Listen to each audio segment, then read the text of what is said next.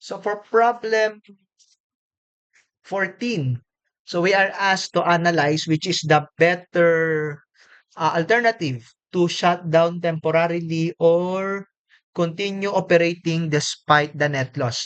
Now, the litmus test for problems of continue or shutdown is to choose the lesser evil. Kasi the truth of the matter is you will incur net losses whichever choice you make. So, the the better alternative is to choose the alternative which will bring the smaller loss. Okay? So we have two columns on your screen, continue and shut down. So we will analyze the two alternative and see which of them is the lesser evil.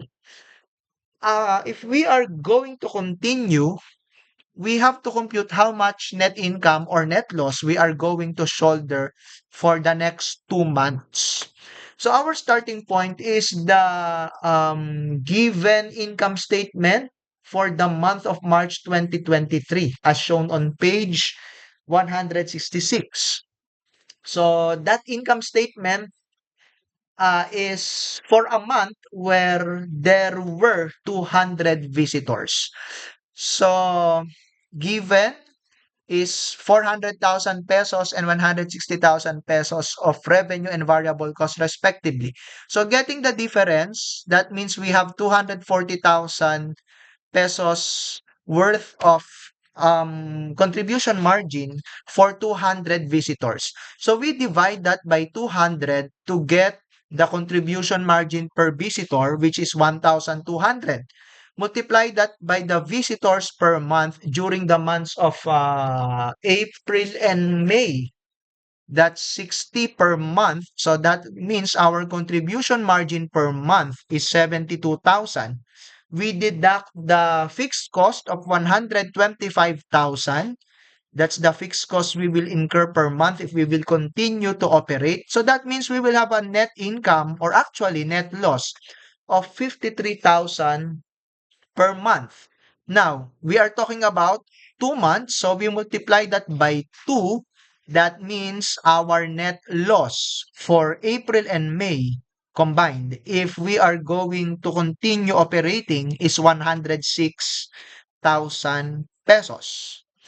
Analyzing the other alternative, no, if we are going to shut down temporarily, the problem said we will still incur 75,000 of our monthly fixed cost. So that's unavoidable fixed cost per month of 75,000 multiplied by 2 months. So that means we will have a net operating income or actually loss of 150,000 for the next 2 months if we are going to shut down. And then we also have to spend 35,000 in restarting our operation. That's an additional cost. So if we are going to shut down temporarily for the next 2 months, we are going to incur a total loss of 185,000. So if we are going to compare that to our first alternative, which is continuing despite the dramatic decrease in the number of clients, the net loss, if we are going to continue, is 106,000. So that means the lesser evil between continuing or shutting down is continuing. So that's the better choice. So we have to continue operating despite the low uh, number of clients.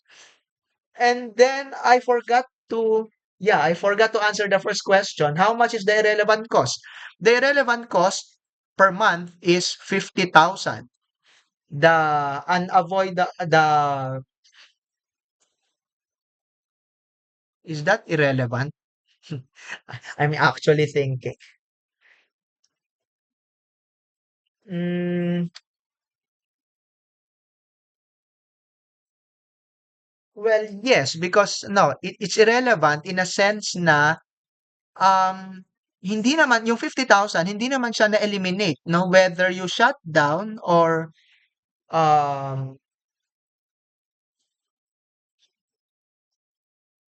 wait, is there actually bigla akong napa-second thought do'n. Kasi do'n sa continuing, isinama natin yung 125. So I don't know if is there an irrelevant cost in the problem? Kasi yung 125 ay isinama din naman natin sa solution if we are going to continue.